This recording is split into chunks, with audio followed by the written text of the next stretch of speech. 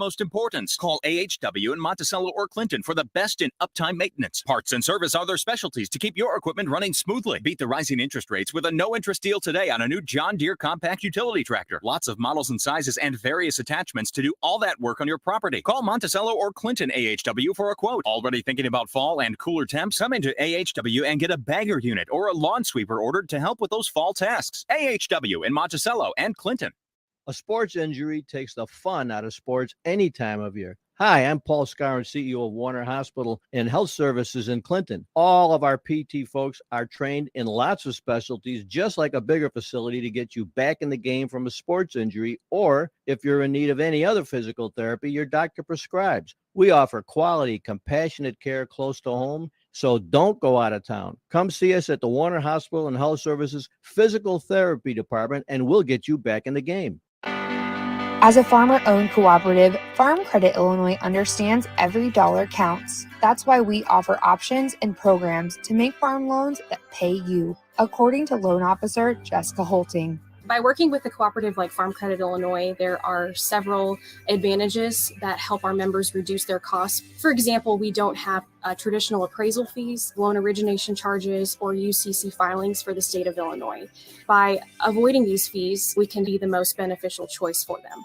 In this volatile market, rates have been a big factor when we're shopping around. Our customers that have stayed with us for generations know that the benefits they're receiving from Farm Credit can't be beat anywhere local. And that as a cooperative, every year we give a portion of our profits back to those members. And we really love to see our customers succeed. And so having that cash patronage makes a big difference for them. Learn more at farmcreditil.com/loanspay. Whether it's planting, growing, or harvest season, Moreau Ag is your partner every step of the way. Assistant Manager Jason Hunt here with some important reminders. Moreau Ag is your crop protection partner during this growing season. From fungicide, herbicide, pesticide, and micronutrients for your plants' need for maximum yield, Moreau Ag can take care of your crop all season long. Keep your crop protected by letting us scout your corn and beans for disease pressure and provide fungicide treatment. Let Moreau Ag be your growing partner every step of the way. Your friend in Central Illinois. WHOW. Top of the morning. Thanks for being with us. I'm your host today, Seth Lawrence. The WHOW Morning Show is streaming to Facebook and YouTube. It's brought to you by Peterson Insurance, your Pekin Insurance agent in Clinton. My guest in this segment of the morning show, Mr. Fred Lamkey, is the superintendent of Mount Pulaski Schools. Happy first day of school, Mr. Lamkey. Well, sorry, happy second day of school, Mr. Lamkey. How you doing this morning? We're doing wonderful. We're off to a great start. Thanks for having me on, Seth. Back to school time for the kids, Mr. Lamkey. They got back yesterday, it sounds like. How was the first day of class? You know, it went surprisingly well. You know, you have your typical, I can't do my combination, I can't find my class, I don't know my schedule. But that's what the first day is about, just getting kids comfortable and kind of getting them bouncing around. But it went remarkably smoothly. Our bus routes ran really well. We do have we started a little differently at the high school because we're doing a parking lot resurfacing project. So our kids aren't parking where they normally do. And kids in cars and having them do things they're not used to doing. We had a whole crew of guys out there helping them park yesterday, but we got through that as well. You're making these able-bodied kids walk longer than they have to, Mr. Lamkey. Actually, the walking distance wasn't much different. It was just parking in a different part of the lot than they're used to. So we did not over exercise them. I feel like I should take a poll on this to make sure that's accurate, but I would be interested in that poll. That's all right. I'm just messing with you. But Mr. Lamkey, as you get back to school, of course, you get back to school, there's I don't want to say there's not a COVID cloud hanging over the school, but it's basically gone. It's like a scattered cloud here and there, but mostly a sunny start to the school year. Talk to me about what it's like to just get back to school under normal circumstances, not having those mitigations and restrictions hanging over you, all the worry and the bookkeeping and all that good stuff. What's it like to just be in a normal school year, get started in a normal time? Seth, it is undoubtedly mostly sunny, if not all sunny right now. It's such a different year. I spent the last 2 summers working with board members, teachers, following the COVID rates in our region, wondering how the next week's going to be, if we're going to have to wear a mask, if we won't wear a mask, waiting for the governor to decide if it's going to be our decision, his decision. And it created so much of a distraction to us that we didn't start the school year relatively normal at all. And everybody walked in not knowing what to expect, not knowing how long we'd be open, if somebody can track COVID, are you going to be quarantined? I mean, the pressure and stress that put on every stakeholder in our district was just ridiculous. And this year is such a breath of fresh air that cloud no longer is hanging over us, as we stated, and that we are having conversations about instruction and improving things and how we do things better. It's just such a relief, honestly. The summer went so quickly as well. It's our first summer that we actually kind of had to ourselves in a few years. But at the same time, once we got past the 4th of July, school started, it seemed like. It just went by in a flash. I mean, you don't have to, Mr. Lamkey, go into specifics on what you did this summer, but how was your summer? Was it a, relaxing summer? Were you able to just find, a reprieve from the, just the basic rigors of being an administrator in education? Like, what was your summer like? Yeah, I got to work on school things, and that's what the great part of it was. I mean, I was focused on our budget all summer long to get it ready for the upcoming school year. And it's not that I wasn't focused last year, but I was splitting my time with other things, trying to make sure the school year open, like having a back to school plan for how we open up school. And that wasn't even a part of my thought process this year. And so being able to put 100% of your focus on what your real job is and what you intend to do, you don't appreciate that until you haven't been able to do it for 2 or 3 years. Mm-hmm. And even 3 years ago, when we had our construction project, that was a distraction as well. It was a very good distraction, but it took a lot of time. And now that those things are past us, I got to tell you, you remember what you enjoy about your job. Well, and to that end, Mr. Lamkey, you now get to enjoy the benefits of that renovation to the fullest and for an entire school year. That's, you've really had some limitations and restrictions on, how much of that you could use at a given time. Talk about the excitement of that and what that means for the education system in Mount Pulaski. Well, we built an outstanding facility. I'm so proud of it. And when you get a chance to walk through it, it's such a different atmosphere than our old building that was built in 1912 and 1926. The environment's awesome. The resources for students is incredible. And we still haven't had it. It hasn't felt like our first opening day yet either, because we've been constantly doing small projects that needed to get done as well. A sidewalk project in front of the school, which had everything tore up. Ameren came in, had to move some gas lines this summer. We had everything tore up. Our parking lot needed to be replaced, which we're doing this summer. We still had leaks in the 1963 high school roof. We are replacing that this summer. But I really look forward to this fall, because I think we're finally going to be putting the icing on that cake. We're going to be able to manicure and grow that front lawn to make it look as nice as it should for a brand new building. And then there's no restrictions of people coming in. This time last year, we were telling people, you can't come in our building. And now the doors are open and things are back to normal. So we were really excited about getting to show off the building, let people see it. And to know what a new building does for students and teachers, it reinvigorates them. They are just excited to be in the building and very proud of what we built. Yeah, you said there's almost a different energy, right, coming into the building this year. Absolutely. I mean, and it's kind of like when you have an old car, which I do. I try to take good care of it. I drive a 2003 Camry, and I noticed the other day there's a ding in the door, and I went, oh, well, it's a 2003 Camry.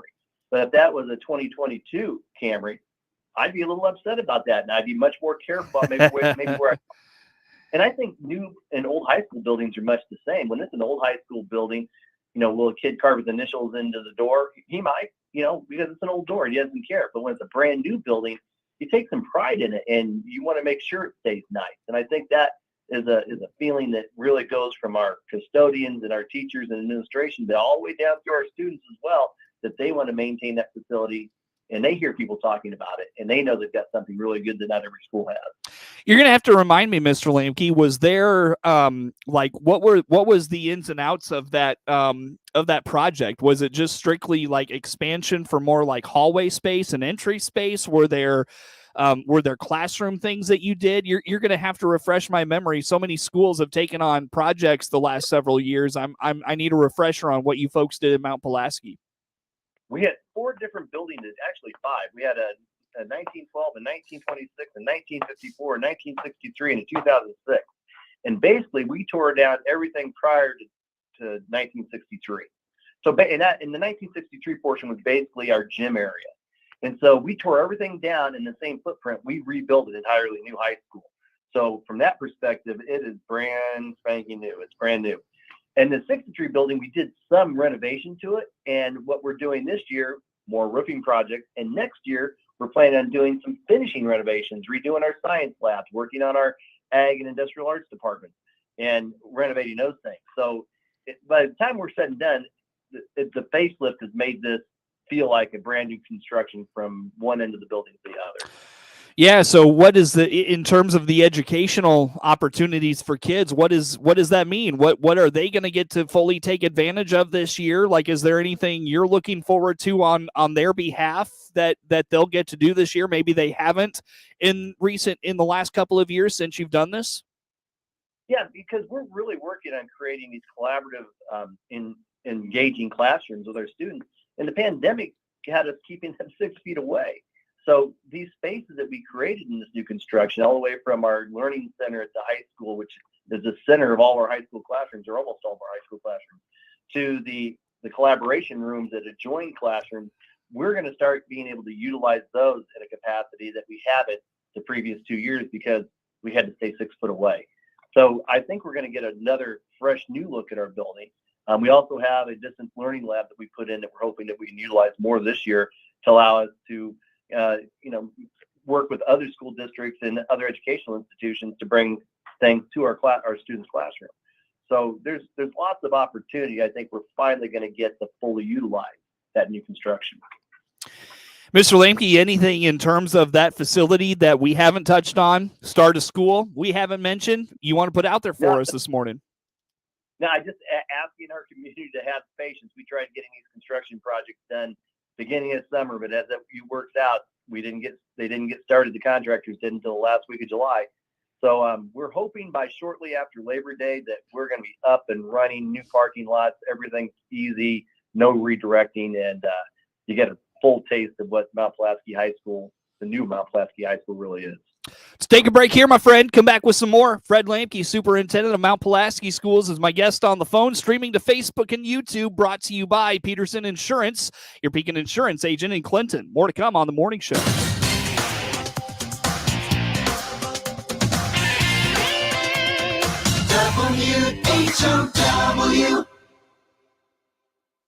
WHOW. Let's check the markets now on the RFD Radio Network. I'm Jim Taylor. Corn slightly lower, beans higher, wheat trading double-digit lower. September corn 6.13 3/4 down 1 1/4. December corn down 2 1/4, 6.09 3/4. March corn 6.17 down 2 1/4. September beans up 7 3/4, 14.83. November new crop up 1 1/4, 13.91 1/4. January beans up a penny, 13.97 1/2. September wheat down 32 1/4. 7.31. December wheat 7.48 1/4 down 32 1/4. September bean meal 4.45.60 up $5. September bean oil 66.01 down 1.40. In the livestock market of this hour, August feeders 182.60 down 65 cents. August live cattle down 17 cents, 141.57, and October lean hogs $96 even, down 2.05. I'm Jim Taylor for the RFD Radio Network. Baum Chevrolet Buick also has transportation options in Farmer City. This is Scott Baum. Baum Motor Company in Farmer City has been open since 2002. We have used cars and trucks, SUVs and crossovers to fit your transportation needs. We also have a convenient service option for maintenance and repairs, plus trailer sales and trailer rentals. Come see Chase Stevenson, Taylor Kennedy for sales, and Matt French for service. Baum Motor Company in Farmer City, right from the start. CEO Paul Scarron here from Warner Hospital and Health Services in Clinton. Our trained physical therapists offer quality, compassionate care close to home. Find out more by clicking our icon at DeWittDailyNews.com. When it comes to fire and water restoration, ServPro of Piatt DeWitt counties is the leader in cleaning, restoration, and construction. Find out all the services they provide by clicking their icon at DeWittDailyNews.com.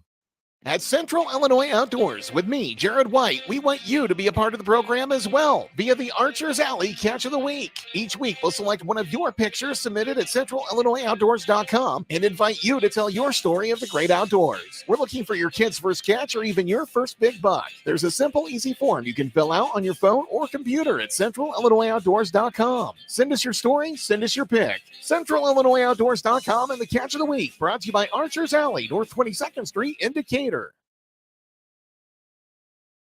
Your friend in Central Illinois, WHOW. Once again, good morning. Thanks for being with us. I'm your host today, Seth Lawrence. The WHOW Morning Show is streaming to Facebook and YouTube, brought to you by Peterson Insurance, your Pekin Insurance agent in Clinton. Mr. Fred Lamkey is the superintendent of Mount Pulaski Schools, my guest on the phone. Mr. Lamkey, how is your teacher situation this year? I know this has been a recurring theme in our conversations and conversations with your peers. Struggle finding staff. How'd you end up this year? Well, we ended up in an outstanding place. And 2 weeks ago, I would have said we are 100% staffed and ready to roll. But then we just saw an influx of students in our grade school. We saw just under 10% increase in our enrollment. And it's really strange because we haven't had a housing development or anything else come up, but we gained 30 students and we only had 5 leave enrollment. So that was a big jump. And in that jump, we saw some students with some special needs pop in. It brings up the need that we're seeking an additional special education teachers. I mean, special education teachers out there, if you're interested in some work, get a hold of us here at Mount Pulaski because we're looking for an additional teacher to make sure we can serve our students. But on the other side of it, we had 4 of the toughest positions to fill over the course of this last spring and summer. We needed a high school chemistry teacher. We needed a high school math teacher. We needed a junior high science teacher. And then we also needed a business teacher. And those are hard to come by. And we were very fortunate that we brought in 4. We didn't fill positions. We brought in 4 exceptional people into our district. And we're very pleased with our hiring. Is that getting any better? Finding teachers, the pool of applicants, what do you find in there? No, it's not getting better because at the beginning of the summer, we needed to change. We needed some additional staffing in our junior high, and we were seeking an additional math teacher, and we didn't get one single applicant over the course of the summer. And so what that puts us in a place that we know we want an additional math teacher for next year. We could manage. We wanted an additional one so we could program better. And so while we're staffed right now, we're doing fine. We're headhunting. We're looking for a math teacher that we can bring in early next year so we can make our program even better. The same thing, we're looking for that special education teacher right now. And we've had one inquiry from a retired teacher who would work part-time. And, that may be what we need to seek just to make things work for our students. But it's not getting better. It's for the foreseeable future. Is that something you think is going to take time? Like we're probably not going to see dividends on, in terms of, especially as you talk about raising, starting salaries and, the lifting kind of lifting requirements, I guess, if you will, those types of things. Like I assume this is going to be kind of somewhat of a slow process before we start to see some progress. I think it's going to be a very slow process because you're always 4 years behind.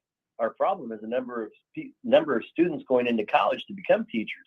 And right now, once upon a time, teaching was a very desirable profession and as a revered profession, one that people wanted to go into. But right now, high school students don't see that. And part of it is that, when you have to work till you're 67, when they're taking away benefits from you, when you're constantly in the news and on social media, high school students aren't seeing this as a profession to go to. And the best people to promote the profession are teachers who I think are also struggling to promote it. And so we have to get a better outlook of what it is to be a teacher and how important it is. And I think we got to raise the level of respect for the work that educators do as well. And when that starts happening, I think you'll see high school students start generating more interest in becoming teachers. Mhm. But right now, that's just not there.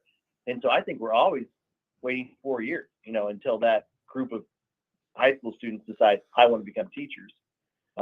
We're trying to turn people that already have graduate degrees into teachers. And that's a tough thing to do. And I've heard some pretty phenomenal stories about, the lengths that some districts are going to find teachers and recruit teachers and the sort. But I feel like there's an opportunity here for rural districts, to band together and spread the message about, working in a rural district is different than working in a, big district like a St. Louis, like a Chicago, Milwaukee, Indianapolis, et cetera, et cetera. It's a much, I don't know. I just feel like there's an opportunity for better messaging and better promotion of the type of workplace that you're walking into. Yeah. Or am I wrong? No, I think you're definitely correct, because you get into your larger districts, your staff becomes segmented, and we're so much more cohesive in a small school district. And that's one of the things I sell upon the people you work with when you come to Mount Pulaski. You're just outstanding people, and if you're not an outstanding person, you have nowhere to hide, and the school, the community would hold you accountable. But that's not the case.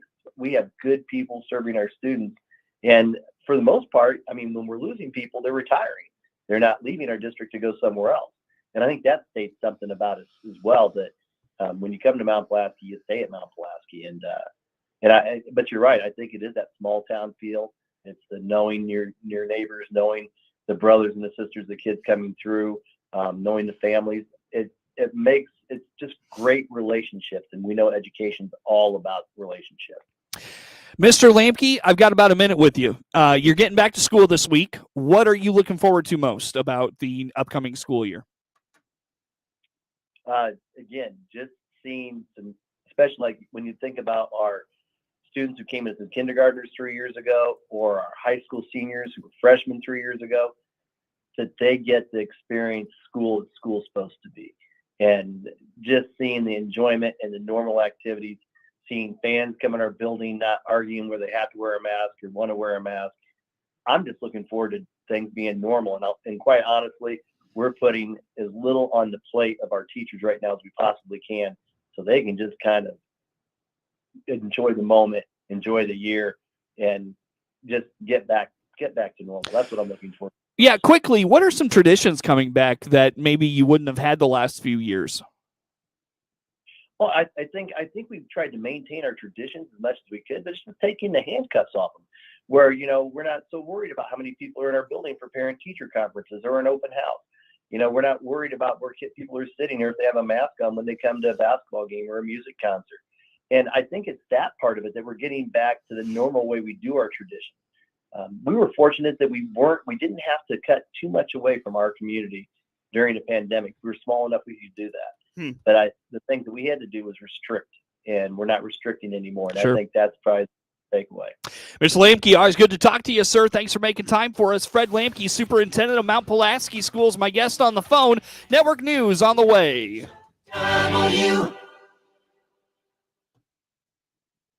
The Big 1520 WHOW Clinton, 92.3 FM W222 BG Clinton, 106.5 FM W293 DJ Normal Bloomington. From townhall.com, I'm Rich Thomason.